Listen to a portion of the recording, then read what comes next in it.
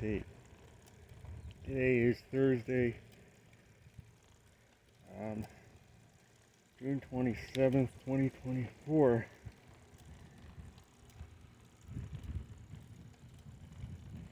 And I am doing a bike ride from Paint Bank, Virginia to White Sulphur Springs, West Virginia. Okay.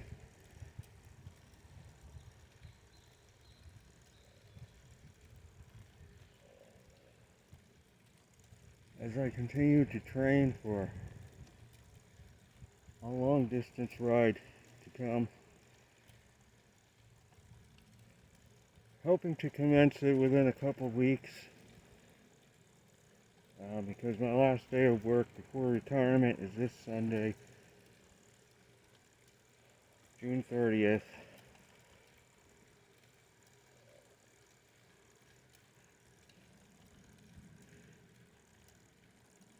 And I'm planning on commencing this trip sometime after the 4th of July week.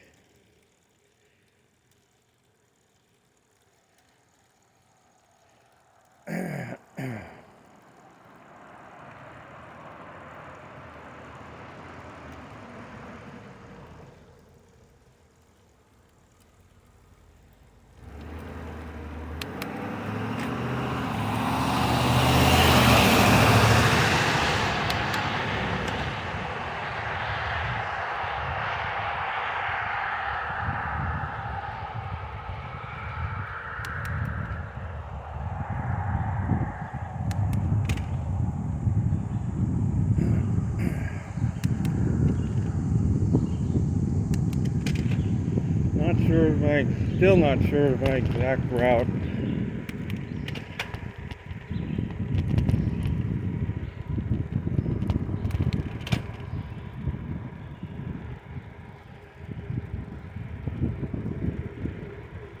It depends on the weather. I know there's been flooding in parts of the upper Midwest. That might have a bearing on my route. If the pattern continues into July, excessive rainfall on my main outdoor more southerly route.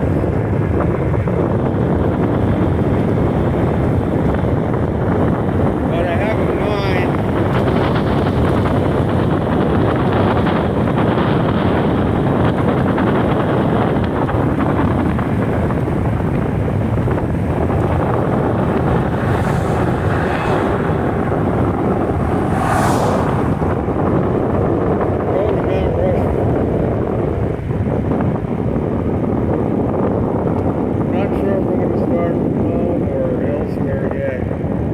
going to Mount Rushmore and then on to Yellowstone from there. I have to see how I handle things. As I go to Yellowstone, it involves a lot of climbing in Wyoming. But I have in mind, first destination is going to be Mount Rushmore in South Dakota. Then Devil's Tower in Wyoming, and then perhaps Yellowstone National Park. And from there, may go all the way to the West Coast. I don't know, it depends. I've never done a long distance bike tour before, so I'll have to play things by ear, see how things go.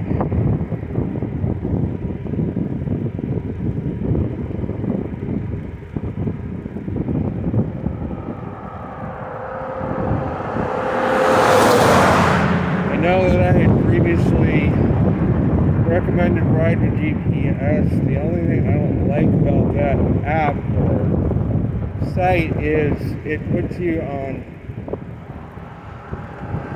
roads that are very primitive sometimes and even impassable.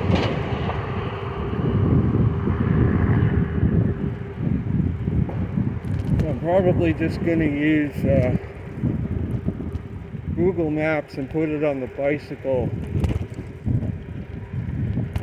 route recommendation.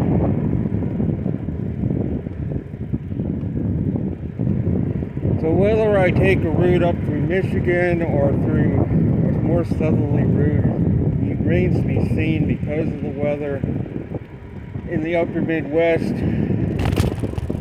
being as rainy and floods going on in Iowa, southern Minnesota. So basically it may come down to a choice between being in the heat or being in the rain.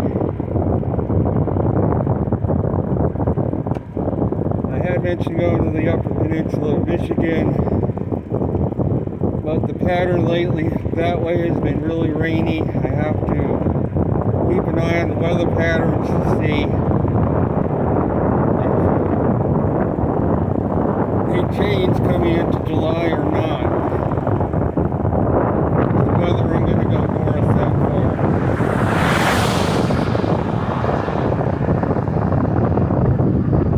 Or whether I'm just going to head more on a southerly track to perhaps even Missouri and use the Katy Trail to get out that way. Through, and the Cowboy Trail in Nebraska. So I have several different route options in mind. Again, I have to see what the weather patterns are doing to choose my actual route I'm going to take.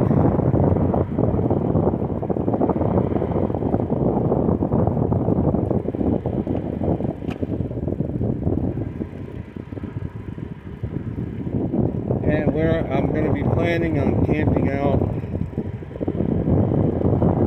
And most of the time we're going to be using our own food. We're going to bring a camp stove with us.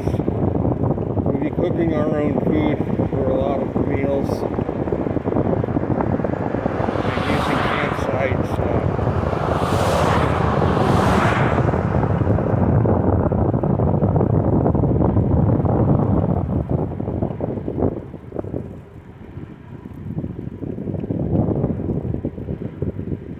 So today again, I'm doing a ride to White Sulphur Springs. There's some significant others going to meet up with me there.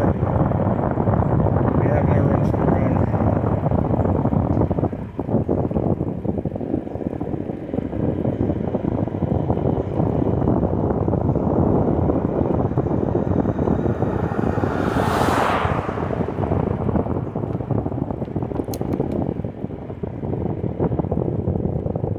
So I did predict a below average hurricane season this year. So far, we've made it almost completely through June with only one named storm, and in my humble opinion, it should not have even gotten a name. It was,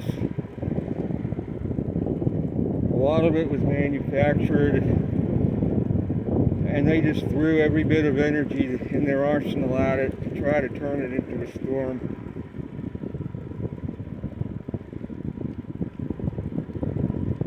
And they claimed the winds were 40 miles an hour, and then I looked at the satellite imagery, and most of the wind from that storm was generated by that blocking any cyclone, combining with a weak, very weak area of low pressure. Most of the winds were generated by that high pressure to the north.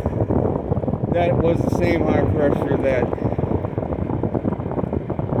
generated the heat wave last week.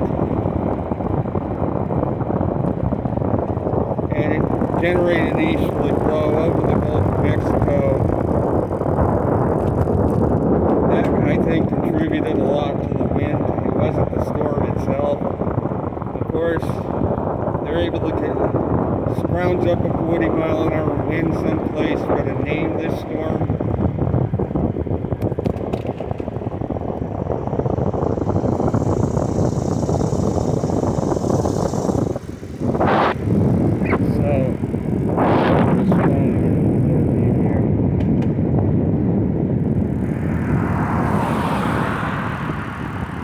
This is where I make the left-hand turn, go to White Sulphur Springs, and continue straight. It will take you more toward Covington.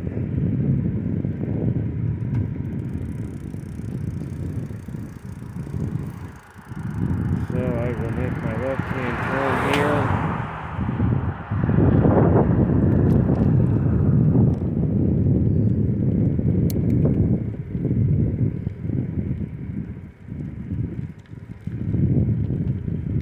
This is a little tiny town of Crows, Virginia.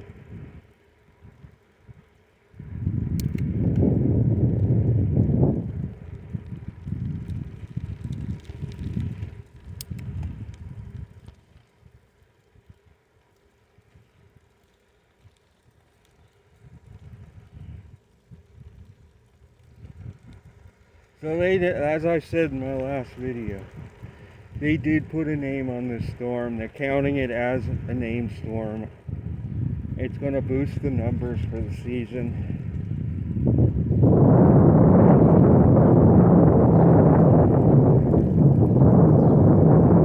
And there's a lot of talk of other systems that they say are going to, this has a chance of developing. Like, there was one crossing the Caribbean.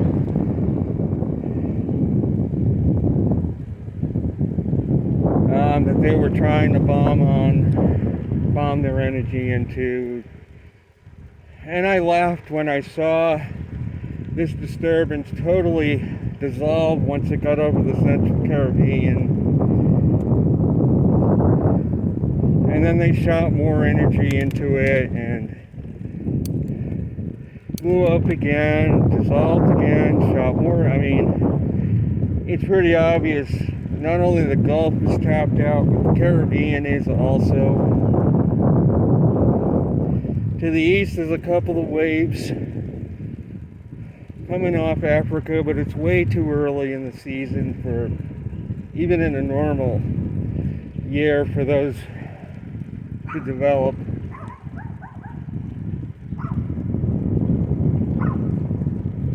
Into anything significant. They're saying that it's going to develop, but yeah, highly unlikely. Either of those systems are going to be a threat to anybody. Way too early in the season for a Cape Verde system.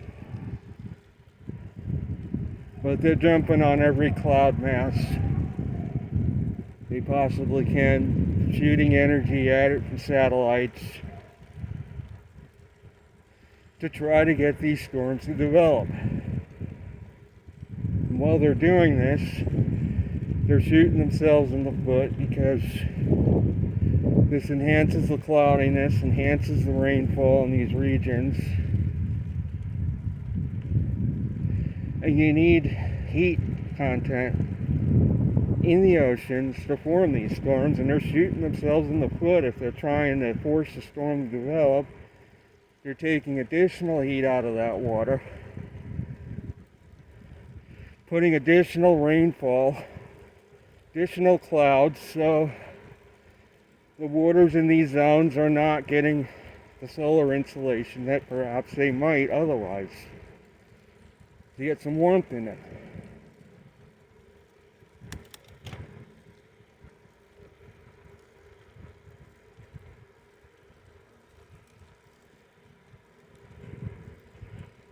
Of course, they've been claiming record ocean temperatures, record high.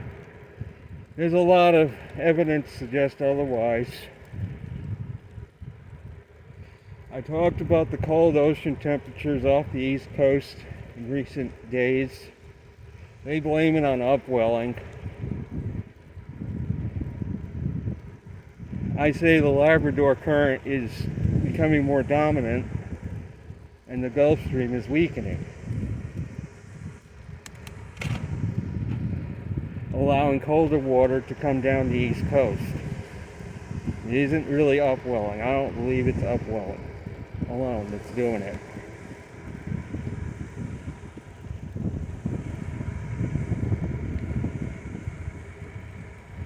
Well, I read an additional post about the West Coast. North coast of Northern California, water temperatures are running in the upper 40s right now. And this substantiates my claim that the North Pacific has been cooling as a whole. because all this Arctic air every winter is getting dumped into the North Pacific by design, as I've described in previous videos, and it's significantly cooling the waters.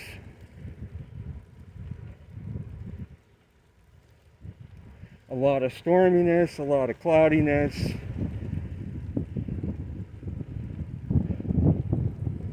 A lot of extra ice in the Bering Sea. All these factors are contributing. They blamed it on upwelling. A southerly flow from air from Oregon caused upwelling. That was their explanation.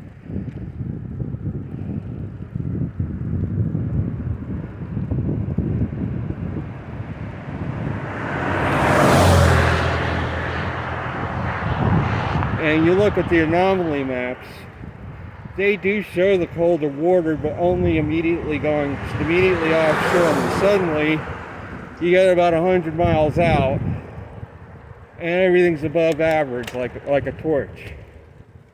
And those maps, I don't believe them. I believe the entire North Pacific right now is running below average in water temperatures. It isn't just near the coast.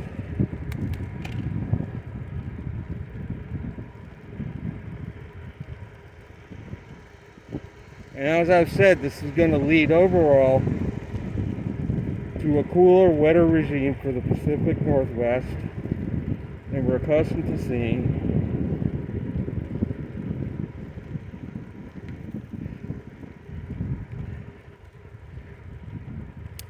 Going to the Sun Highway, I mentioned in my last video, they did manage to open it.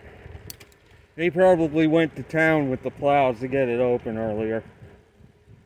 Because I've seen pictures, there's still tons and tons of snow up there at the pass right now. Yeah, they did open it the third week of June. It's still much later than previous years of the 20th century. Still like 2 to 3 weeks later than what we saw in most of the 20th century.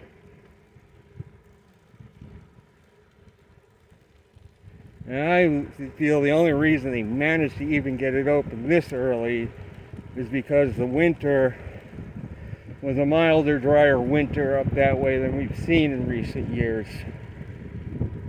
If it had been a winter like last year, we would have had another July opening probably.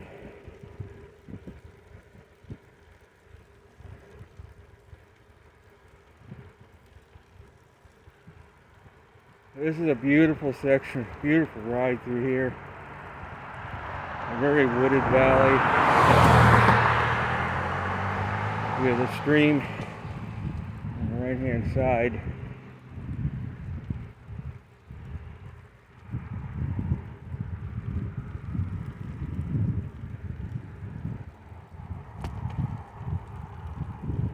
Of course, there's been a lot of talk of the AMOC shutting down, Gulf Stream.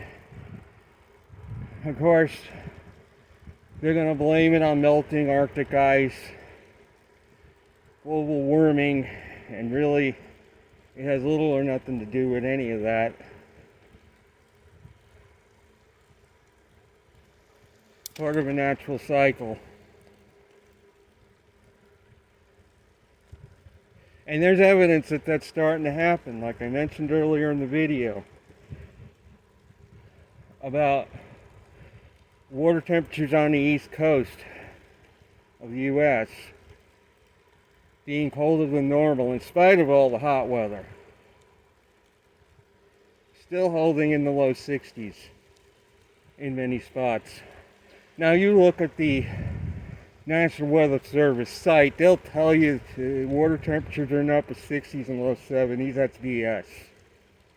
I've seen reports on social media that the water temperatures off the Atlantic coast, off New Jersey, that the water is basically too cold to go in, to swim right now.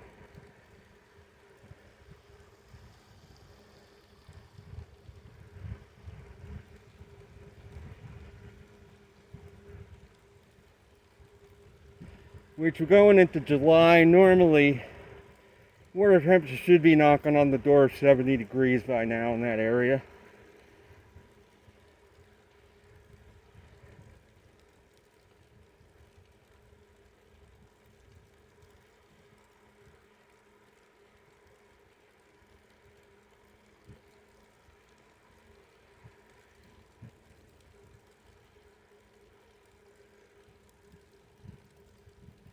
So is this hurricane season going to get active? Well, with every cloud mass that comes off Africa, they're going to try to shoot it with every cloud mass with as much energy as they got in their arsenal, because they want to see a record season this year. They're going to try to force all these waves that come off Africa to turn into hurricanes, or at least tropical storms, to get through the alphabet on the names at least.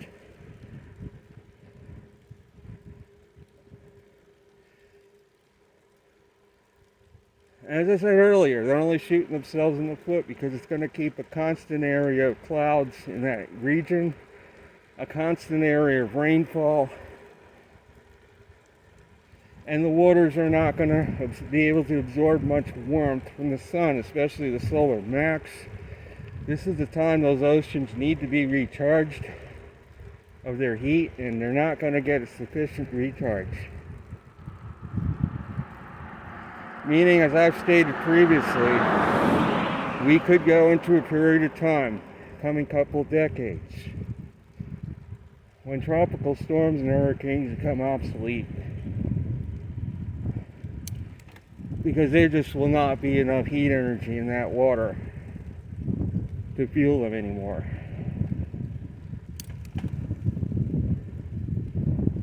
And as I've said, it will also speed up the breakdown of the Gulf Stream.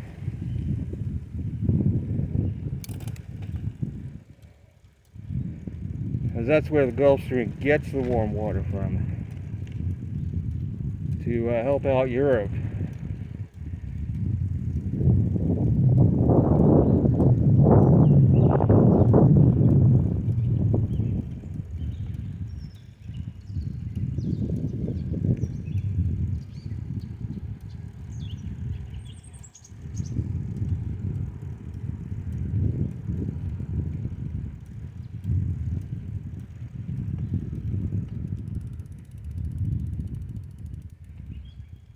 That is going to be it with this discussion. I will be back with another update soon. Again, I am planning to commence this trip, long distance ride, soon. I will be providing updates on that.